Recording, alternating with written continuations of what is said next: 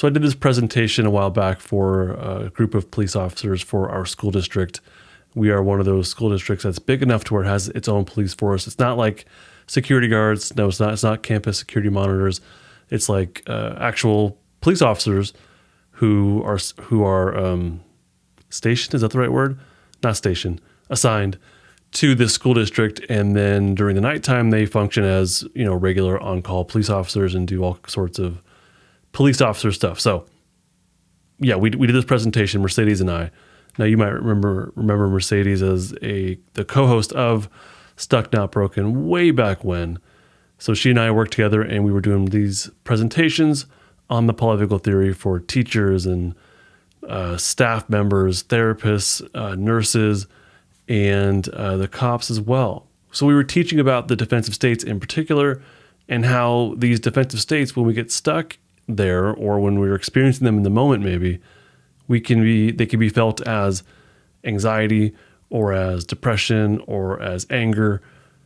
One of the cops in the room, he kind of balked at the idea of being in a defensive state. And he's like, no, you're either made for this job or you're not. That has no place in what we do. And the other cops in the room kind of echoed that and seemed to agree. And it seems like it was kind of common knowledge amongst each of them as like, either you're made for this or you're not. And a couple people shared the same sentiment. Now, Mercedes and I, we like the challenge. And so we kind of pushed back a little bit. And we said, you've never experienced panic when you're on the job? You've never been scared? Seriously? You're not ever, worried about your safety? Do you ever feel worry? And one of them in particular said no. He was actually a pretty big guy. He was, I think, like a higher up, I'm going to guess, like a sergeant. I'm not quite sure of the titles. But yeah, big guy. You could tell he's been there for a while. And he said, I can honestly say that I don't get scared. He said, when I'm activated for a call, I'm focused and I'm ready. I can't stop to have any feelings because that might cost me my life. And that makes complete sense. Rationally, that makes complete sense. Now, fellow Stuck Not, you and I might know that when we're sympathetically activated, as long as we can use the flight-fight energy, then fear doesn't really settle in. As long as you can use the flight-fight energy, yeah, there probably is more focus. There probably is more quick decision-making. And maybe it's, good decision-making and very good focus that keeps you alive and protects people. Lovely. Okay, awesome. That's ideally right. So that didn't disturb me that he said that at all. I was probably more disturbed by saying he was quote unquote activated for a call, but that's probably a discussion for another time. Because I don't know, it felt like it was like a robot or something. Like I've been activated. So he said, I never experienced fear. I never experienced panic. But he said, well, there's only this one time where I do. And he shared with me that time that with Mercedes and I, when he did feel fear. He said, the only time I feel fear is when I'm activated for a call and then I'm sitting in my police car waiting for the parking lot gate to open. And he said, when I'm in my car, that's when I start to think about. When I'm in my car behind the gate, waiting for it to open, that's when I'm thinking about what could go wrong. That's when I'm thinking about how I might not make it through the situation. Yeah, so you heard that right. Sitting in his car, waiting for the gate to open. Why would that trigger fear in someone who otherwise says he does not experience fear, or at least on the job doesn't experience fear? Why would he experience fear when he's sitting in his car behind a gate that's slowly opening? He's perfectly safe in that moment, right? Why would he experience fear? Well, it's because he's immobilized while in fight. What he's expressing is how there's adrenaline in his system. The flight-fight energy, the defensive energy is activated. It is coursing through his veins, right? And his muscles. So he's ready to run or fight, basically, as biologically, I mean. But he couldn't advance to where he needed to go. He was primed for duty. He's ready to roll, right?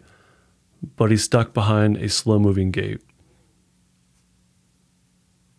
He only felt fear once he was immobilized while in fight. Once he was immobilized while he had mobilization in his system once he could not advance for his directive.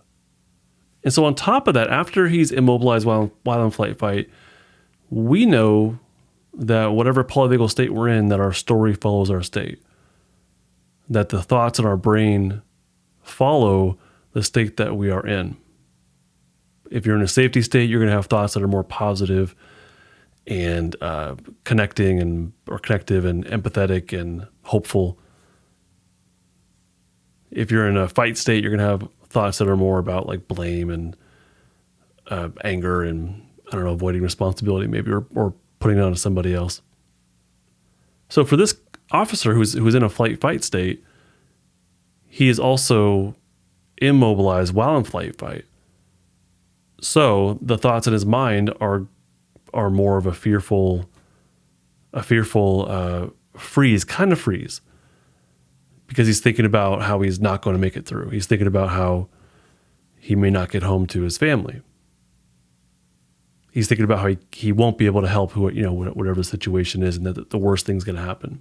He's thinking about what's going to go wrong. So all that flight fight energy in his system that he's unable to use flavors his thoughts. And now his thoughts become more anxious and panicky, fearful. So what does this story have to do with you and your unstucking process? Let's say you're doing, quote unquote, the work, the trauma work, right? The stuff that, that you're doing. What does this have to do with you? Well, you may have some fear in your system, and that fear got there or gets there from having flight fight energy, but being immobilized. So what you may notice, and actually this comes up, people tell me this comes up with some yoga poses they do, that they have some mobility in their system, but they're immobilized. So for you in your unsucking practice, if you're doing like a meditation, or maybe even in therapy, when you're talking about whatever it is, you may have some flight fight energy come up in your system, but you may also have some immobility in your system. Maybe that's because you feel like you're in therapy and it's not okay to like move. Or maybe you're in a certain pose in yoga, or maybe, fear comes up for you in your own meditation practice and you're just sort of frozen there in the moment. You have mobility in your system, but you also have immobility. So that's fear. This podcast is not therapy, not intended to be therapy or be a replacement for therapy. Nothing in this creates or indicates a therapeutic relationship. Please consult with your therapist or seek for one in your area if you are experiencing mental health symptoms. Nothing in this podcast should be construed to be specific life advice. It is for educational and entertainment purposes only. More resources are available in the description of this episode and in the footer of justinlmft.com.